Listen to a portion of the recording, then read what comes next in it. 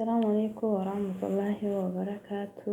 الشمار كفوني جرجرتو كقاليواني في كقاريوان إلوان رونو إديل الدنيا رات ترجمتني بجي نجاتني ربي الساعة يوم جتنتنا إسنجا إسنجتا أنا تموت بيرا ورم تموت بفماتي داتن هدو تكاكالتوما وركنا حارة رفتا كوتانا تدبلا ما سبسكرايب لايك شير بسو هندكتنا سننجرا ولا جتبسنو كقاليواني في كقاريوان كينا inshallah hadha wanti qabxeetiniif dhiyaadhe gorsa obbolummaa yookiin nasihaa jechuudha. Nasihaa obbolummaati.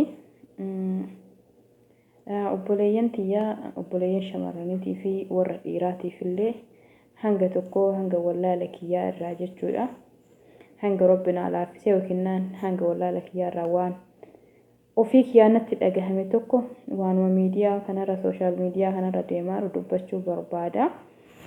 Innis maal yoo jettanii akkaataa itti shamarran keenya itti jiranii fi akkaataa warri dhiiraa shamarran keenya irratti dalagaa jiranii irraa dubbachuu fi kanuma ta'ee fi obboleeyyan tiyyaa warri dhiiraatis nurrumaa baatanii ka isin dhales nu'u ka isin guddises nu'u ka isin nyaachise isin gahellee nu'u jechuudha.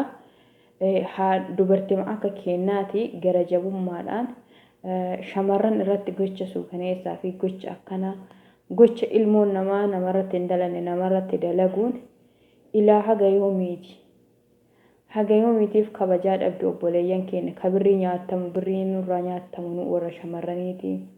Kadeebineetiin yookiin jaalattanii kaataniitiin jaalala keessanii deebi'ee jibbameetiin kirooroksii dhugunu'u deebi'ee karaa irratti gatamunu'u deebitanii ammallee ka ilmoo gadhattan biftanii karaa irratti gatanu'u isinummaan addunyaa tana irratti yoo haga feetan jiraattan aakiraa maaliif dagattan aakiraa maaliif yaadanne isin warra dhiiraa jechuudha. Warra dhiiraalee nama hunda don taane tokko jechuu ka waan dhalateef wallaale ka dura abbaa biyyatti dhakaa abbaa faatii dhakaaf muka itti darbitu biyya ormaa keessatti illee dhufee obboleeyyan keenya darara jechuudha.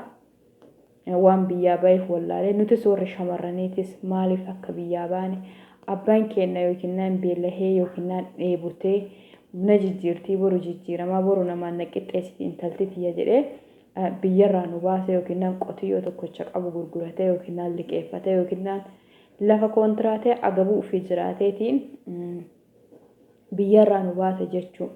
Haga takkaa dhufneetiin hin jenne dura isaa sandalannee achi kaanee ammoo gaafa afaan baranneetiin jenne afaan namaa maaliif dhafnaa maaliif waan biyyarraa baaneef wallaala maaliif waan biyyarraa baaneef wallaala barumsa nuun ta'u nama tokkorra argaa jirra.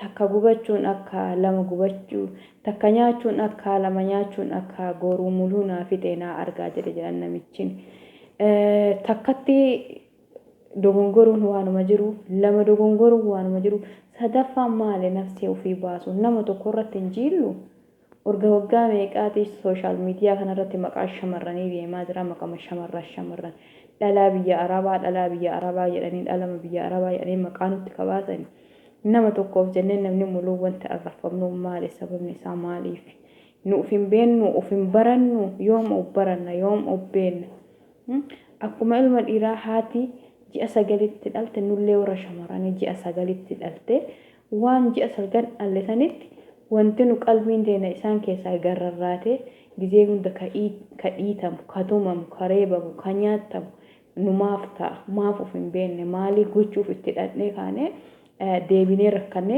miidiyaa irratti ol baaneetiin boonna. Kanaayyuu yaa obboleeyyan kiyyaa ka dura darbeera. Wanti dura darbe asin deebi'u. Kanaafuu warri booda haftan walirraa baradhaa walirraa barumsa isinii haa ta'u. Maqaa maatii keessanillee hin nyaatinaa maqaa uummata Oromoo illee hin nyaatinaa safuu birallee darbitanii daangaa hin tarinaa. Wanti hundinuu daangaa qabdi wanti hundinuu safuu qabdi waan biyya abbaataniif wallaalina maaliif nama dalaguu fi yookiin harka namaa jalatti buluu fi miti dalagadhee harka namaa jalaa bahee akka namaa ta'ee jiraadhaadha wanti biyyarraa nu baase jechuudha. Sajjammar innummaan isin qaaseeti isin waamu san ka itti dhaxxansani maal keeti abbaa manaa keeti moo obboleessa keeti moo zarii keeti moo ilma adeeraatittuyyu shari'aan dhaquun hin eeyyamtu. Yoo isin halagatti ol kaatanii halagaa bira dhattanii kaatanii kana isin irratti dalagu gocha ilmi namaa namarratti hin dalanne dalagu inni ka adunyaaf akiraallee rabbi isa hoongessa jechuu qaraa hoongaheedha. Inni ilmi abaarsaa jechuu ka haatiniif abbaan qeetti abaarsaan dadhabdeetiin nurraa dhoosay duuti nurraatiin baaftu nurraa jiruun bahi jedhanii abbaaf haatiin ganama galgala odoo abaaran du'aan irraan baanee jiruun irraa bahe jechuudha. Asitti dhufee ijoollee kenneen shamarran kenniin dararaa yaa shamarran teena jaalallis akka qabdi wanti hundi akka qabdi jaalalaa biyyaan baane dalagachuu biyyaa baane dalagannee gara maatii kennatitti haa gallu. Yoo jaalalas taate karaa guuttatee haadhaaf abbaa keessanii ergatee karaa seera karaa duudhaa jirtu karaa safuu hin cabsineen yoo isin bultiif isin barbaadu isin haa fuudhu malee akkana itti baatanii dhaxxanii kaatanii gana ka footoo isin waraabee kaameraa isin waraabee eetiin kana hunda ulee isin tumaa kana hunda isinirra godhee maqaa keessa isin balleessu maali odoo dhuguu baadhee odoo dhufuu baadhee ajaa'iba shookiyyaadha argaa jette jedhan kaallettiin odoo isin itti dhaquu baattanii odoo isin qaasuu baattanii kana isinirratti dalagaa kana isinirratti hin dalagu. Kun birrii isinirraa nyaataa kun birrii shamarran keenyarraa nyaataa kun qaama isiitti taphataa kun ulfeesseetii wanni jedha.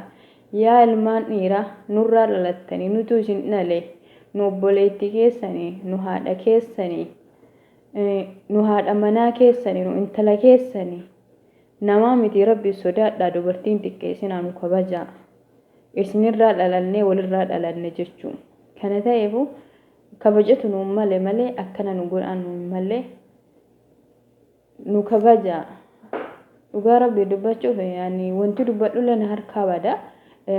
Yoo akkana uf laalu ofii kiyyaayyuu dhalachuu kiyyattoo of jibbaara qaatumaa jenna sirmaa ofii kennaayyuu of jibbaara. Shamarran teena isiniif jettee lubbuu dhabdi shamarran teena isiniif jettee waa meeqa dunyaa ofii dhabdee obsitee jiraatti. Gariin amantiin attaallala amantiin kiyya san jedha yookiin ijoollee amantii biraa Oromoo taatee amantii kiristaanaa isii gowwoomsitanii yoo harkaan gaattanii jettan ammoo itti ulfeessitanii karaa irratti gattanii hasbi Allah wa ni'mal wakiil. Dura abaaramtanii biyyarraa baay'atanii warri abaarametu kana ta'e warra nagahaallee balleessaara. Ka qiyaamaa wayyaa asitti as dhiyaate kan rabbiin tokkocha beeku rabbi najaa nu haa baasu. Sira kan ta'eefu yaa obboleeyyanti akkana waliin dararina biyya ormaa keessatti. Biyya namaa keessa akkana wal dararuu hin taatu yoo fuudhuu barbaadan yoo bultii ijaarachuu qabaatan barbaadan alii qabdi alaaf alii gaafattanii fuutanii. Isinis warri shamarranii jechuudha. Warri jaalalan nu qabe jettaniitiin kilooriksii dhuddanii yookiin kun gaaza dhuga kun zayita dhuga jettan dhaabaanurraa. Maaliif jaalalaaf biyyaan baane yoo jaalatte karaa qajeelaan warra keetitti dhaqeessi haa fuudhu. Sanii miti jedhu haadha takkatti jala sagale qaaluun isa isiniif hin qabanne. Deebitanii